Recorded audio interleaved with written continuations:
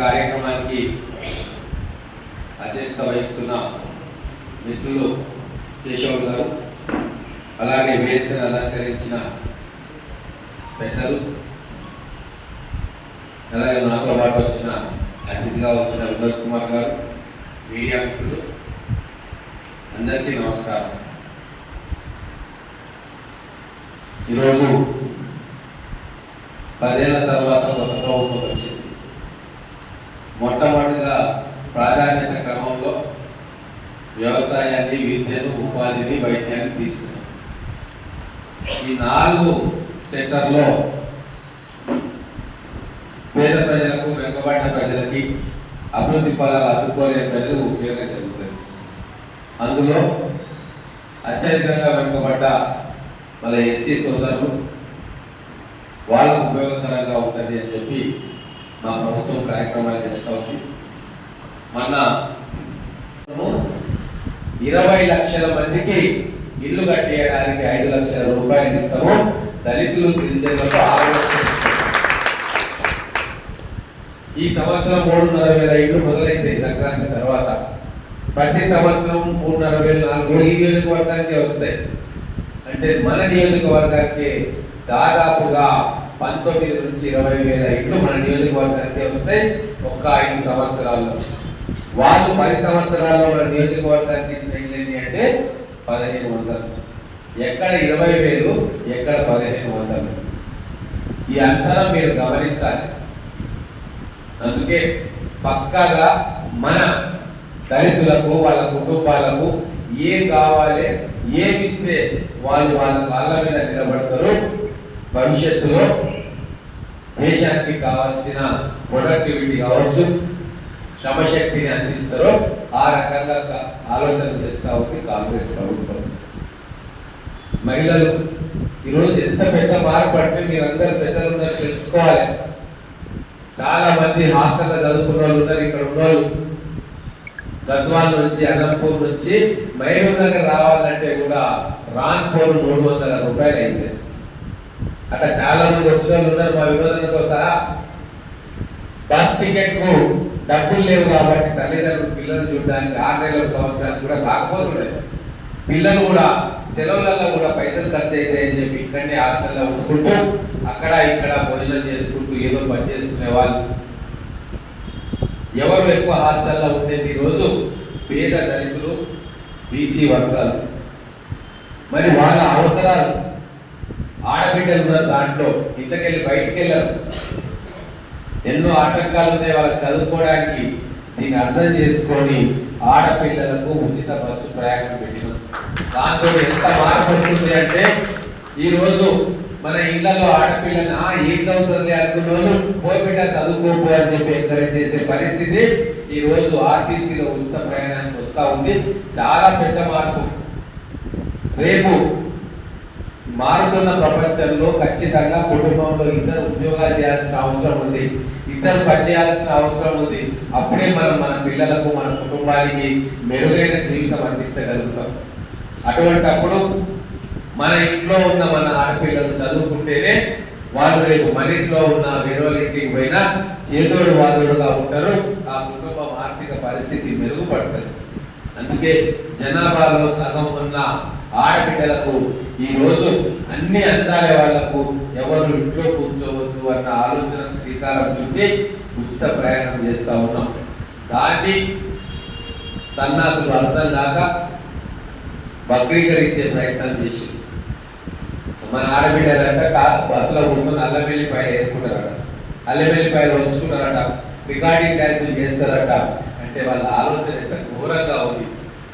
మేమేమో ఆడబిడ్డ బయటికి పోవాలి, సమాజానికి ఊతం వేయాలి, వాళ్ళ తెలివితేటలు ప్రదర్శించాలి, వాళ్ళ కాళ్ళ మీద నిలబడాలి, కుటుంబానికి ఆసరా కావాలి, మహిళా ఆత్మగౌరవం పెరగాలి అని మేము ఆలోచిస్తుంటే గత 10 సంవత్సరాలు పాలించిన సన్నాసులు ఆడది అంటే కేవలం అల్లం వెల్లిపాయ వేసుకునేటోళ్ళు అని అంత చందంగా వాళ్ళు మాట్లాడుతున్నారు. అంటే వాళ్ళ బుద్ధి ఎక్కడుంది? వాళ్ళు తెలంగాణ 10 సంవత్సరాలు అధికారం చెలాయించారు అంటే మనమే ఆశ్చర్యపోవాలి. ఎందుకు ఇచ్చిన అధికారం అని 3 ఎకరాల భూమి ఇస్తా అన్నాడు. దళితులకు ఎక్కడిచ్చింది, ఎవరికి ఇచ్చింది? ఆయన 500 ఎకరాలు కొనుక్కున్నాడు గచ్చివెళ్ళ. పంట పొలాలకు నీళ్ళు ఇస్తా మా మహబూబ్నగర్ జిల్లాలో ఏడొచ్చినాయి నీళ్ళు? ఆయన ఫామ్ హౌస్ కాలువలు తీసుకుని పోయాడు. అందుకే అంబేద్కర్ గారు కూడా చాలా గొప్ప విషయాలు చెప్పి కుటుంబ పాలన రాజరికంతో సమానం అని చెప్పి ఇప్పుడు జరుగుతున్న 10 సంవత్సరాల్లో జరుగుతున్న పరిపాలన వారు ఆ రోజే ఊహించింది. ఎమోషన్లు తీసుకొచ్చి అధికారాన్ని మన నుంచి దూరం చేస్తారు, ఏదో ఒక ఎమోషన్ తీసుకొస్తారు అని చెప్పి ఆ రోజు చెప్పి అలాగే జరిగింది. తెలంగాణ ఉద్యమాల్లో పాల్పంచుకున్నది ఈ రోజు అత్యధికంగా కేసులు ఎదుర్కొన్నది, జైళ్లకు పోయింది దళిత బహుజన బిడ్డలు. మొదటి దళిత ముఖ్యమంత్రి తెలంగాణ రాష్ట్రానికి కావాలన్నది ఆ కుటుంబం కేసీఆర్.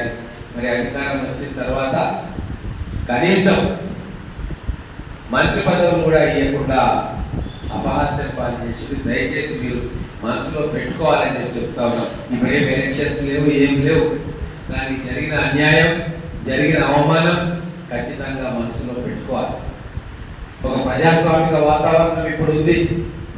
గతంలో దేశంలో ఎక్కడన్నా పోయి పెద్దలందరూ పోయి ఏదైనా ధర్నా చేయాలంటే భయపడేటోళ్ళు, రిప్రజెంటేషన్ ఇవ్వాలంటే కొద్దిగా ఇబ్బంది అయ్యేది.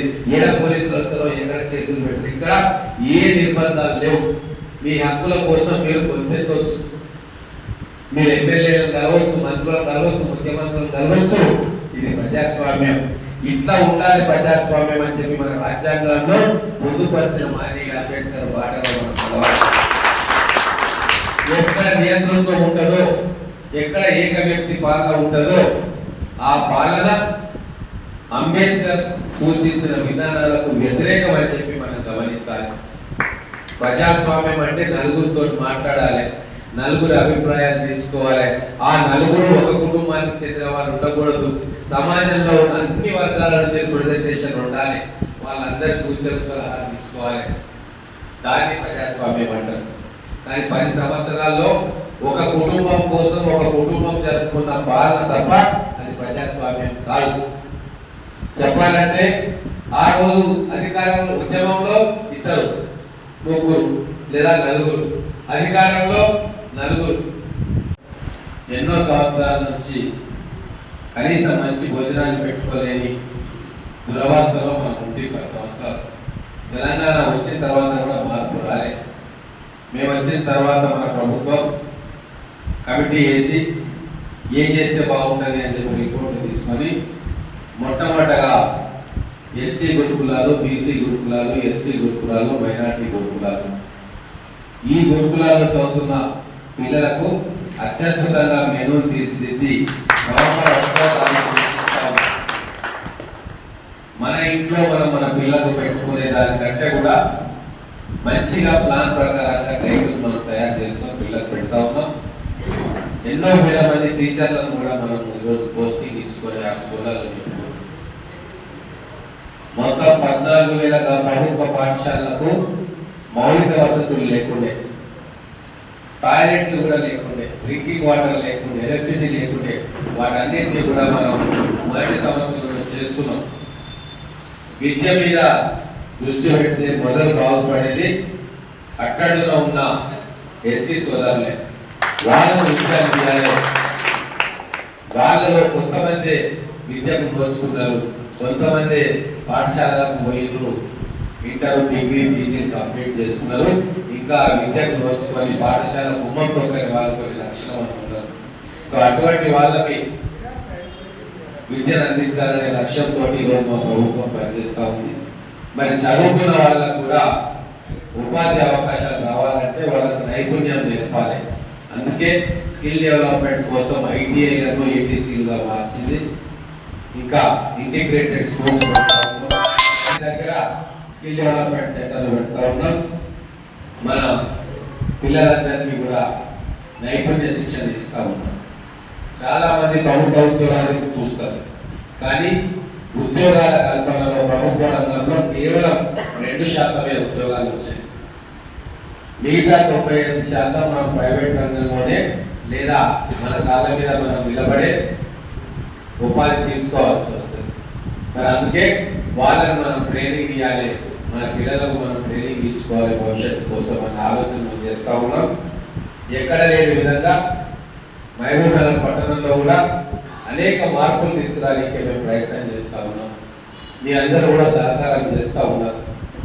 ఇప్పుడు నాకు అక్కడ వెజ్ నాన్ వెజ్ మార్కెట్ అని చెప్పి నగరం నడిపోకుండా పెట్టడానికి ప్రయత్నం చేస్తే పోయిన ప్రభుత్వం వాళ్ళు దాన్ని శాంక్షన్ చేసి నిర్మాణం చేస్తే మన సోదరులే ముఖ్యంగా దళిత సోదరుల నుంచి రిప్రజెంటేషన్ ఇచ్చి అక్కడ మనకు విద్యాలయం కావాలి, ఆ కూరగాయల మార్కెట్ ఇంకో దగ్గర పెట్టవచ్చు, చుట్టుముట్టు డిగ్రీ కాలేజీలు ఇంటర్ కాలేజీలు ఉన్నాయి, మన పిల్లలు అక్కడ పోయి మంచిగా చదువుకునే లైబ్రరీస్ ఉండాలి అని చెప్పి వాళ్ళ నుంచి మనకు ప్రతిపత్రం ఇచ్చింది. అంటే మీరు కూడా మహబూబ్ నగర్ పట్టణంలో ఉన్న ఎస్సీ సంఘాలు కూడా ఎంతో చైతన్యవంతంగా ఆలోచిస్తూ ఉన్నాయి. గతంలో లాగా ఎవరో చెప్తే ఏమో చేద్దామని ఆలోచన కాకుండా మా జాతిని మా పిల్లల్ని ఎట్లా విద్య వైపు ఉపాధి వైపు మరల్చాలని చెప్పి గొప్పగా ఆలోచన చేస్తూ ఉన్నారు. అందులో మన కేశవులు గారు వారి మిత్రులు కూడా దాంట్లో ఉంది. మనం ఇంటనే పనిచేయాలి, మన హక్కుల కోసం పోరాడుతూ మన పిల్లలకు విద్య గురించి వైద్యం గురించి తర్వాత స్కిల్ డెవలప్మెంట్ గురించి మనం ఆలోచన చేయాలి. వాళ్ళకి అటువంటి సౌకర్యాలు కల్పించాలని చెప్పి అధికారులను ప్రజాప్రతినిధులను మీరు కోరాలి. కొన్ని సందర్భాల్లో డిమాండ్ కూడా చేయాలి. ఎందుకంటే 10 సంవత్సరాలు నష్టపోయినాం. తెలంగాణ వచ్చిన తర్వాత కూడా మనం పెద్ద మార్పులే రాలే. కేవలం దళిత బంధు ఇస్తా అని చెప్పి కొంతమందికి ఇచ్చేసి ఇక మీరందరూ బాగుపడ్డారన్న చందాన గత ప్రభుత్వ పాలకులు వాళ్ళ ఆలోచన ఉండే. కానీ ఆ దళిత బంధన పూర్తిగా ఇచ్చిందా అంటే అరాకొర ఇచ్చుకున్నాడు. ఏదో ఉప ఎన్నికల్లో ఉన్నందుకు హుజురాబాద్ లో మొత్తం ఇచ్చి మిగతా నియోజకవర్గాలు 500, 600 ఇచ్చి కూడుకున్నాడు. దాంతో ఎక్కడ కూడా బెనిఫిట్ కాలే. దాంట్లో కూడా పర్సెంటేజ్లు కమిషన్లు 50% దాకా కమిషన్లు తీసుకున్నారు. అందుకే ఇప్పుడు వాళ్ళు చేసిన పని కాకుండా భిన్నంగా చేయాలని చెప్పి అన్ని విషయాల్లో మీరు ఆలోచన చేయాలని పెద్దగా కూర్చున్నారు. వాళ్ళు ఏం చెప్పారు? ప్రతి ఒక్కరికి ఉద్యోగం ఇస్తాను, ప్రతి ఇంటికి ఉద్యోగం అన్నారు. ఇచ్చిండ్రా? ప్రతి ఇంటికి ప్రభుత్వ ఉద్యోగం ఇవ్వడం సాధ్యమా? కాదు. కేవలం 2% ఇళ్ళకే మనం ఉద్యోగాలు ఆ పిల్లకి ఇవ్వగలుగుతాం. మరి మిగతా వాళ్ళు ఎక్కడ పోవాలి అంటే వాళ్ళకి మంచి విద్య అందియాలి. టెక్నికల్ గా వాళ్ళకి అంత విద్య అందిస్తే వాళ్ళు ఈ దేశంలో కాకుండా ఇంకో దేశంలో కూడా వీళ్ళ డిమాండ్ బట్టి వాళ్ళకి ఉద్యోగాలు వస్తాయి. దాని గురించి మేము ఆలోచిస్తూ ఉన్నాం. ఆల్రెడీ మొదటి సంవత్సరంలో ఎన్నో ఇన్స్టిట్యూషన్స్ నిర్మాణం చేసుకుంటా ఉన్నాం, స్కిల్ సెంటర్స్ నిర్మాణం చేసుకుంటా ఉన్నాం. రెండవది డబుల్ బెడ్రూమ్ ఇల్లు ఇస్తాను. ఎంతమందికి ఇచ్చిండు? మొత్తం 4 కోట్ల మంది జనాభా ఉండి దాదాపుగా 1 కోటి పైచిలకు కుటుంబాలు ఉంటే వాళ్ళు ఇచ్చింది ఎంత అంటే 1,35,000 మాత్రమే.